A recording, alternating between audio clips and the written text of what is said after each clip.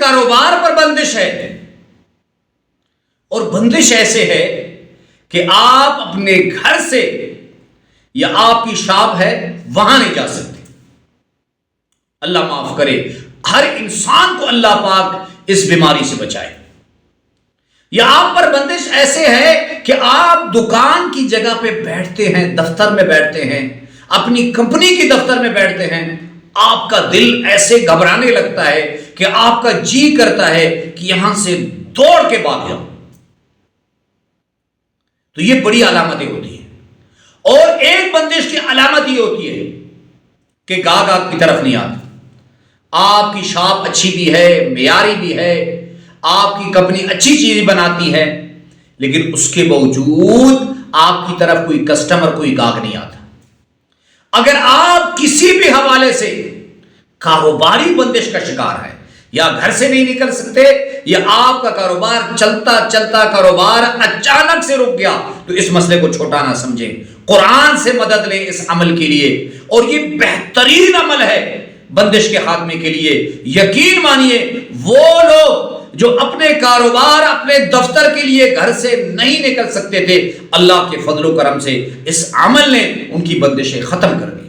اللہم صلی علی محمد وعلی آلہ وبارک وسلم۔ تو میرے بھائیوں اور میری بہنوں، بندش کا کیا معنی ہے؟ یہ فارسی کا لفظ ہے، بند کر دینا، کسی چیز کو بند کرنا۔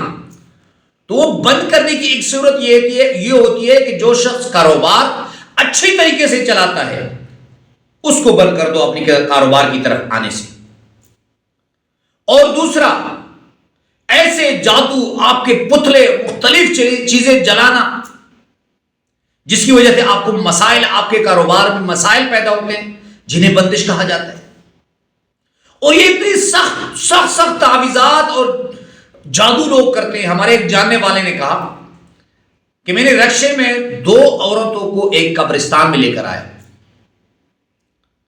اب میں نے دیکھا کہ ان عورتوں کے پاس ایک مرغی ہے، اور میں نے چھپکے سے دیکھا کہ انہوں نے ایک قبر کھود دی، تھوڑا سا کھودا اس کو، اور وہ مرغی اس میں زندہ دفن کر دی۔ کہتے جب وہ وہاں سے رخصت ہوئے تو میں نے جا کے وہ مرغی نکالی، اس کی ٹانگیں کھولی اور لا کے گھر میں رکھ دیا۔ اب میں رکشے چلانے باہر گیا تو میری وائف نے کہا کہ بھائی یہ مرغی تو نہ کھاتی ہے نہ پہانا کرتی ہے، تو کیا مسئلہ ہے؟ تو کہتے میں نے اپنی وائف کو کہا کہ چلے میں آتا ہوں پھر آپ کو بتا دوں۔ کہتے جب میں آیا، استغفر اللہ رب العزت ان لوگوں کو ہدایت دے، اگر ہدایت ان کی قسمت میں نہیں، اللہ تو انہیں برباد کرے۔ میں نے دیکھا کہ اس مرغی کو، جو اس کی پہانا کی جگہ والی جگہ ہے، اس کو سی کے اس کے اندر تعویذات ڈالی ہوئی تھی، کسی کے اوپر بندش کرنے کے لیے۔ کہتے ہیں ان تعویذات کو میں نے نکالا، اس کو کھولا، پھر اس نے پہانا کیا، اور پھر اس نے اس کے بعد کھانا پینا شروع کیا۔ تو ایسے لوگ ہوتے ہیں۔ تو بہرحال اگر آپ پر بندش کے مسائل ہیں، میں آپ کو اپنی طرف نہیں بلانا چاہتا، میری دعوت قرآن کی دعوت ہے۔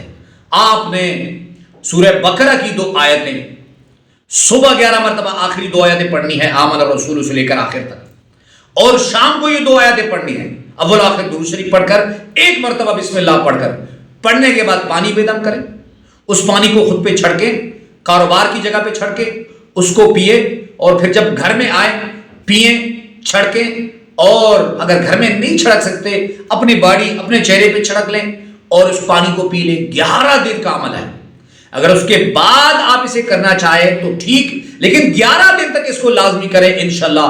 اگر جادوگروں نے آپ کی بندش کے لیے تعویذات کو دفن کیا ہے، آپ کے پتلے میں سوئیاں چبوئی ہیں، آپ کے دل و دماغ میں پتلے میں سوئی چبو کر آپ کو بالکل جو ہے خراب کر دیا ہے، آپ کے ذہن کو برباد کر دیا ہے، آپ کاروبار کی طرف نہیں جانا چاہتے، یقین مانیے یہ سارے مسائل ختم ہو جائیں گے۔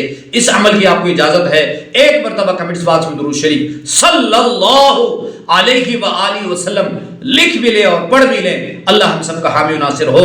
وآخر دعوانا ان الحمد للہ رب العالمین۔